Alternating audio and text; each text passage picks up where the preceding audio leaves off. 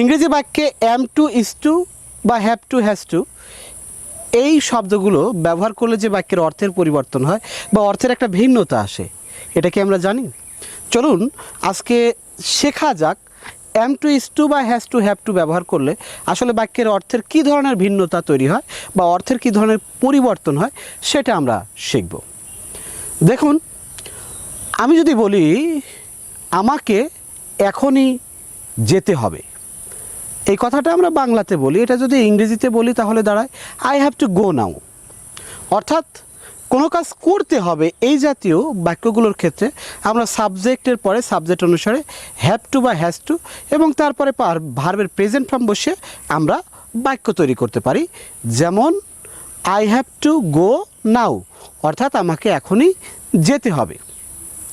আবার আমি যদি বলি তাকে প্রতিদিন বাজারে যেতে হয়, তাকে প্রতিদিন বাজারে যেতে হয়, এর ইংরেজি কি?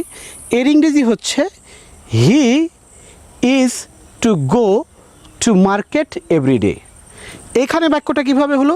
এখানে বাক্যটা হলো সাবজেক্টের পরে am to is to অথবা আর টু, অর্থাৎ সাবজেক্ট অনুসারে am is are, তারপরে টু এবং তারপরে মূল ভার্বের প্রেজেন্ট ফর্ম বসিয়ে কিন্তু আমরা বাক্য তৈরি করতে পারি।